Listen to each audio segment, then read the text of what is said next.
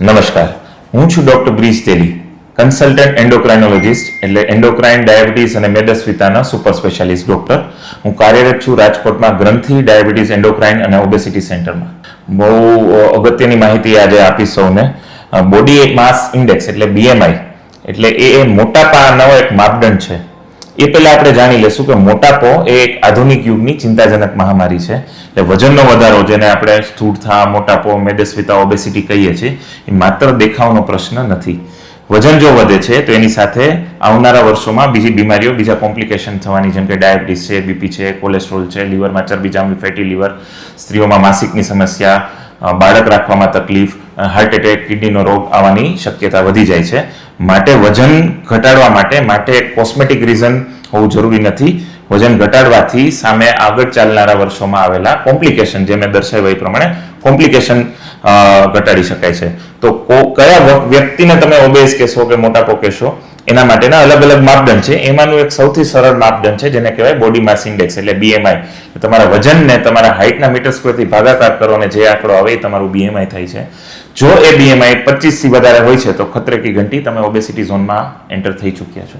જો એ 30 થી વધારે હોય તો વજન ઘટાડવા માટે તમારે કોઈ એન્ડોક્રાઇનોલોજિસ્ટની સલાહ મુજબ સારવાર લેવી જરૂરી બને છે.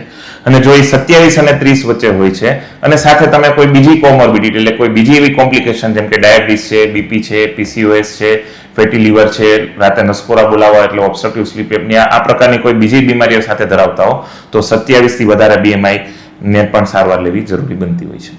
બહુ બધા લોકોને ઘણી બધી માન્યતાઓ સાથે આ સોશિયલ મીડિયામાં જમાનામાં ગેરમાન્યતાઓ પણ હોય છે. તો ઘણા લોકો એવું માનીને ચાલતો હોય છે. બે પ્રકારની માન્યતા હોય છે. એક તો લોકો એમ માને છે કે વજન વધારો તો સારો છે, તંદુરસ્ત વ્યક્તિ છે, તાજો માજો છે, આપણે ગુજરાતીમાં કહી. અને ઘણા લોકો એમ માનતા હોય કે હું વજન એટલે ઘટાડવા માંગુ છું કે એનાથી મને કોસ્મેટિક રીઝન, હું હિરોઈનની જેમ એકદમ સ્લિમ લાગવા માંડીશ. તો આ બે વચ્ચે બેલેન્સ રાખી અને વજન ઘટાડવાથી થતા જે મેટાબોલિક બેનિફિટ છે, કોમ્પ્લિકેશન અટકાવવા અને ભવિષ્યમાં તમને સ્વસ્થ અને તંદુરસ્ત જીવન જીવવા માટેના જે ફાયદાઓ છે એ ફાયદા હાઇલાઇટ કરવાના ભાગરૂપે જ અમે એક ઓબેસિટી વિશેનું જનજાગૃતિ અભિયાન કર્યું છે.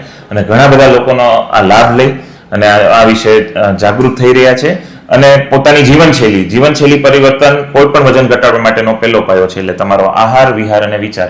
ઘણા બધા લોકો આહાર, વિહાર, વિચારમાં ચેન્જીસ લાવી જીવનશૈલી પરિવર્તન કરી અને સ્વસ્થ જીવન તરફ આગળ વધી રહ્યા છે. એટલે આ પણ બહુ અગત્યની બાબત છે કે બીકોઝ હવે જે વેઇટ લોસ માટેના ન કહી શકો, કારણ કે ડાયાબિટીસ, બીપી, બહુ બધા ફાયદાઓ છે ઇન્જેક્શનના, જે અઠવાડિયે એક જ વખત પેટમાં લેવાના. હવે ઘણી બધી ભારતીય કંપની એકદમ આપણે અનુકૂળ આવી શકે એવા રેટ્સમાં લઈને આવી ચૂકી છે.